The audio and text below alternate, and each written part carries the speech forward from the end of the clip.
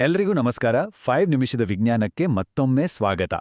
ಇವತ್ತು ನಾವು ನಮ್ಮ ಯೂನಿವರ್ಸ್ನ ಅತ್ಯಂತ ಭಯಾನಕ, ಅತ್ಯಂತ ನಿಗೂಢವಾದ ಜಾಗಕ್ಕೆ ಒಂದು ಸಣ್ಣ ಟ್ರಿಪ್ ಹೋಗಿ ಬರೋಣ. ಹೌದು, ನಾವು ಮಾತಾಡ್ತಿರೋದು ಕಾಸ್ಮಿಕ್ ವೈಡ್ಸ್ ಬಗ್ಗೆ, ಅಂದ್ರೆ ಬ್ರಹ್ಮಾಂಡದ ಮಹಾಶೂನ್ಯಗಳು. ಇವನ್ನ ಅಸ್ತಿತ್ವದಲ್ಲೇ ಇರುವ ಅತ್ಯಂತ ಒಂಟಿ ಸ್ಥಳಗಳು ಅಂತ ಕರೀತಾರೆ. ನಮ್ಮ ಇವತ್ತಿನ ಜರ್ನಿ ಈ ಭಯಾನಕ ಶೂನ್ಯದ ಹೃದಯ ಭಾಗಕ್ಕೆ. ರೆಡಿನಾ? ಹಾಗಾದ್ರೆ ಈ ಕಾಸ್ಮಿಕ್ ವಾಯ್ಡ್ಸ್ ಅಂದ್ರೆ ಏನು? ತುಂಬಾ ಸಿಂಪಲ್ ಆಗಿ ಹೇಳ್ಬೇಕಂದ್ರೆ, ಇವು ನಮ್ಮ ಯೂನಿವರ್ಸ್ನ ಬಹುಪಾಲು ಜಾಗವನ್ನ ಆವರಿಸಿಕೊಂಡಿರೋ ನಮ್ಮ ಕಲ್ಪನೆಗೂ ಮೀರಿದಷ್ಟು ದೊಡ್ಡದಾದ ಖಾಲಿ ಜಾಗಗಳು. ಇಲ್ಲಿ ಏನೂ ಇಲ್ಲ ಅಂದ್ರೆ ಏನೂ ಇಲ್ಲ, ಸಂಪೂರ್ಣ ಶೂನ್ಯ. ಇದ್ರಲ್ಲಿರೋ ಇಂಟ್ರೆಸ್ಟಿಂಗ್ ವಿಷಯ ಏನಪ್ಪಾ ಅಂದ್ರೆ, ಇವು ಸುಮ್ಮನೆ ಖಾಲಿ ಜಾಗಗಳಲ್ಲ, ಇವು ಶಾಶ್ವತ ರಾತ್ರಿಯ ಗುಳ್ಳೆಗಳು. ಒಂದೊಂದು 100 ಮಿಲಿಯನ್ ಜ್ಯೋತಿರ್ವರ್ಷಗಳಷ್ಟು ಅಗಲವಾಗಿವೆ. ಒಂದು ಜ್ಯೋತಿರ್ವರ್ಷ ಅಂದ್ರೆ ಸುಮಾರು 9.5 ಟ್ರಿಲಿಯನ್ ಕಿಲೋಮೀಟರ್. ಊಹಿಸ್ಕೊಳ್ಳಿ ಇವು ಎಷ್ಟು ದೊಡ್ಡದಾಗಿರ್ಬೋದು ಅಂತ. ಇಲ್ಲಿ ಗ್ಯಾಲಕ್ಸಿಗಳಾಗ್ಲಿ, ಸ್ಟಾರ್ಸ್ ಆಗ್ಲಿ, ಬೆಳಕಿನ ಒಂದು ಕಿರಣ ಕೂಡ ಇಲ್ಲ. ಅಷ್ಟೇ ಅಲ್ಲ, ಇವು ನಿರಂತರವಾಗಿ ಬೆಳಿತಾನೇ ಇವೆ, ಒಂದಕ್ಕೊಂದು ಡಿಕ್ಕಿ ಹೊಡೆದು ವಿಲೀನಗೊಳ್ತಾ ಇವೆ. ಇಡೀ ಯೂನಿವರ್ಸ್ನ ವಿನ್ಯಾಸವನ್ನೇ ಇವು ನಿರ್ಧರಿಸ್ತಿವೆ.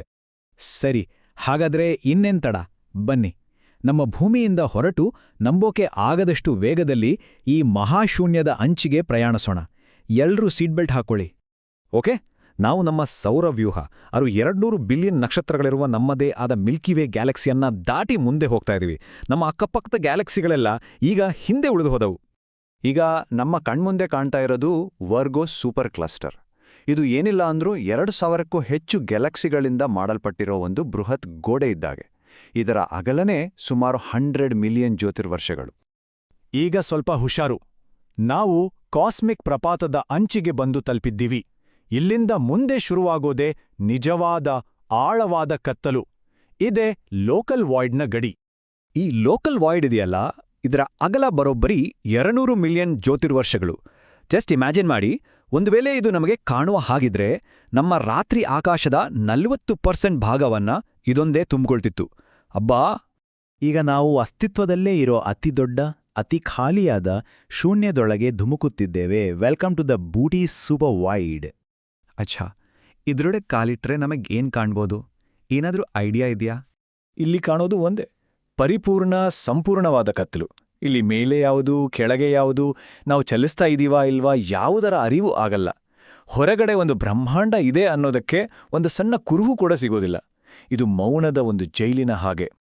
ಆದ್ರೆ ಒಂದು ನಿಮಿಷ, ಈ ಕತ್ತಲಲ್ಲೂ ಏನೋ ಅಡಗಿದೆ.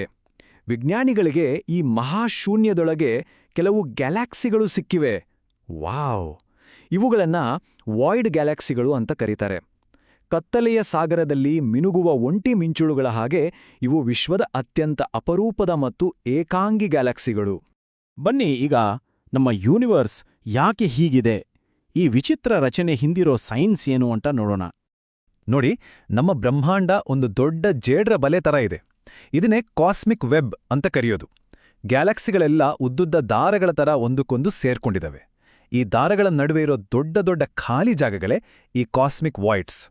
ಸಿಂಪಲ್ ಆಗಿ ಹೇಳ್ಬೇಕಂದ್ರೆ, ಇಡೀ ವಿಶ್ವವೇ ಹೀಗೆ ಹಂಚೋಗಿದೆ. ಒಂದು ಕಡೆ ಗ್ಯಾಲಕ್ಸಿಗಳ ದಟ್ಟಣೆ, ಇನ್ನೊಂದು ಕಡೆ ಸಂಪೂರ್ಣ ಖಾಲಿ ಜಾಗ. ಇಲ್ಲೊಂದು ಕ್ಯೂರಿಯಸ್ ಪ್ರಶ್ನೆ: ಯಾಕೆ ಗ್ಯಾಲಕ್ಸಿಗಳು ಯಾವಾಗ್ಲೂ ಈ ವಾಯ್ಡ್ಗಳ ಅಂಚಿನಲ್ಲೇ ಇರ್ತವೆ? ಯಾಕೆ ಅವು ಶೂನ್ಯದೊಳಗೆ ಹಾರಿ ಹೋಗೋದಿಲ್ಲ? ಇದನ್ನ ಒಂದು ರೀತಿ ಬ್ರಹ್ಮಾಂಡದ ಹಗ್ಗಜಗ್ಗಾಟ ಅಂತ ಅಂದ್ಕೊಳ್ಬೋದು. ಕಾಸ್ಮಿಕ್ ವೆಬ್ನ ಗ್ಯಾಲಕ್ಸಿಗಳ ದಾರಗಳಿಗೆ ಅಮ್ಮಂಚ್ ಗುರುತ್ವಾಕರ್ಷಣೆ ಇದೆ. ಅವು ತಮ್ಮ ಸುತ್ತ ಇರೋ ಎಲ್ಲವನ್ನೂ ತಮ್ಮ ಕಡೆಗೆ ಸೆಳೆಯುತ್ತವೆ. ಇದರಿಂದ ಏನಾಗುತ್ತೆ ಅಂದ್ರೆ, ವಾಯ್ಡ್ಸ್ ಒಳಗಿರೋ ಸ್ವಲ್ಪ ಸ್ವಲ್ಪ ವಸ್ತುಗಳನ್ನು ಅವು ಹೊರಗೆ ಎಳ್ಕೊಳ್ತವೆ. ಹೀಗಾಗಿ ಕಾಲ ಕಳೆದಂತೆ ವಾಯ್ಡ್ಸ್ ಇನ್ನಷ್ಟು ಖಾಲಿಯಾಗ್ತಾ ಹೋಗ್ತವೆ.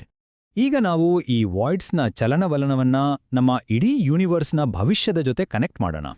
ಇಲ್ಲಿ ಎಂಟ್ರಿ ಕೊಡೋದೇ ಡಾರ್ಕ್ ಎನರ್ಜಿ ಅನ್ನೋ ಒಂದು ಮಿಸ್ಟೀರಿಯಸ್ ಫೋರ್ಸ್. ಡಾರ್ಕ್ ಎನರ್ಜಿ ಅಂದ್ರೆ ಏನು ಅಂತ ಯಾರಿಗೂ ಸರಿಯಾಗಿ ಗೊತ್ತಿಲ್ಲ. ಆದ್ರೆ ಇದು ನಮ್ಮ ಬ್ರಹ್ಮಾಂಡವನ್ನು ವಿಸ್ತರಿಸ್ತಾ ಇದೆ, ಅದು ಕೂಡ ತುಂಬಾನೇ ವೇಗವಾಗಿ. ಗುರುತ್ವಾಕರ್ಷಣೆ ಎಲ್ಲವನ್ನೂ ಹತ್ರ ಸೆಳೆದ್ರೆ ಡಾರ್ಕ್ ಎನರ್ಜಿ ಎಲ್ಲವನ್ನೂ ದೂರ ತಳ್ಳುತ್ತೆ. ಅದರಲ್ಲೂ ಈ ಖಾಲಿ ವಾಯ್ಡ್ಗಳಲ್ಲಿ ಇದರ ಪ್ರಭಾವ ಜಾಸ್ತಿ, ಯಾಕಂದ್ರೆ ಅಲ್ಲಿ ಸೆಳೆಯೋಕೆ ಹೆಚ್ಚು ವಸ್ತುಗಳೇ ಇಲ್ಲ. ಹಾಗಾಗಿ ಡಾರ್ಕ್ ಎನರ್ಜಿ ಈ ಶೂನ್ಯದ ಗುಳ್ಳೆಗಳನ್ನ ಆರಾಮಾಗಿ ಊದುತ್ತಾ ದೊಡ್ಡದು ಮಾಡ್ತಾ ಇದೆ. ಇದರ ಪರಿಣಾಮ ಏನಾಗ್ಬೋದು? ಮುಂದೊಂದು ದಿನ ಈ ವಾಯ್ಡ್ಸಿಗೆ ಹಿಗ್ಗುತ್ತಾ ಹೋಗಿ ಕಾಸ್ಮಿಕ್ ವೆಬ್ನ ದಾರಗಳನ್ನೆಲ್ಲ ಒಂದೊಂದಾಗಿ ಹರಿದು ಹಾಕ್ತವೆ. ಕೊನೆಗೆ ಎಲ್ಲ ವಾಯ್ಡ್ಸ್ ಒಂದಾಗಿ ಇಡೀ ಬ್ರಹ್ಮಾಂಡವೇ ಒಂದು ಬೃಹತ್ ಮಹಾಶೂನ್ಯವಾಗಿ ಬದಲಾಗುತ್ತೆ. ಆದರೆ ಇಲ್ಲೊಂದು ಇಂಟ್ರೆಸ್ಟಿಂಗ್ ಟ್ವಿಸ್ಟ್ ಇದೆ. ಈ ಒಂಟಿ ವೈಡ್ ಗ್ಯಾಲಕ್ಸಿಗಳಿದೆಯಲ್ಲ, ಇವು ತುಂಬಾನೇ ನಿಧಾನವಾಗಿ ವಯಸ್ಸಾಗ್ತವೆ. ಹಾಗಾಗಿ ನಮ್ಮ ಮಿಲ್ಕಿವೇನಂತಹ ಗ್ಯಾಲಕ್ಸಿಗಳು ಸತ್ತೋದ ತುಂಬ ಸಮಯದ ನಂತರವೂ ಈ ವೈಡ್ ಗ್ಯಾಲಕ್ಸಿಗಳು ಜೀವಕ್ಕೆ ಆಸರೆ ಕೊಡುವ ಕೊನೆಯ ಸ್ಥಳಗಳಾಗಿರ್ಬೋದು. ಮತ್ತು ಈ ಮಾತನ್ನ ಕೇಳಿ, ಬ್ರಹ್ಮಾಂಡದ ಕೊನೆಯ ನಕ್ಷತ್ರವು ಬಹುಶಃ ಇಲ್ಲೇ ಹುಟ್ಟುತ್ತದೆ. ಇದು ನಿಜಕ್ಕೂ ನಮ್ಮ ಕಲ್ಪನೆಗೂ ಮೀರಿದ ವಿಷಯ ಅಲ್ವಾ? ಯೂನಿವರ್ಸ್ನ ಕೊನೆಯ ಬೆಳಕಿನ ಕಿಡಿ ಈ ಮಹಾಶೂನ್ಯದೊಳಗೆ ಹೊತ್ತುಕೊಳ್ಳಬಹುದು. ಆದ್ರೆ ಅದನ್ನ ನೋಡಕ್ಕೆ ಅಲ್ಲಿ ಯಾರಿರ್ತಾರೆ? ಈ ಒಂದು ಪ್ರಶ್ನೆಯೊಂದಿಗೆ ಇವತ್ತಿನ ನಮ್ಮ ಜರ್ನಿಯನ್ನ ಮುಗಿಸೋಣ. ಈ ವಿಶ್ಲೇಷಣೆ ನಿಮಗೆ ಇಷ್ಟ ಆಗಿದ್ರೆ ಆ ಲೈಕ್ ಬಟನ್ ಒತ್ತಿ, ಎಲ್ಲರ ಜೊತೆ ಶೇರ್ ಮಾಡಿ ಮತ್ತು ಹೆಚ್ಚಿನ ಇಂಥ ವಿಷಯಗಳಿಗಾಗಿ ಖಂಡಿತ ಸಬ್ಸ್ಕ್ರೈಬ್ ಮಾಡಿ. ನಿಮ್ಮ ಅನಿಸಿಕೆಗಳನ್ನ ಕೆಳಗೆ ಕಾಮೆಂಟ್ ಮಾಡಿ ತಿಳಿಸಿ. ನಾಳೆ ಇದೇ ಸಮಯಕ್ಕೆ ಮತ್ತೆ ಸಿಗೋಣ.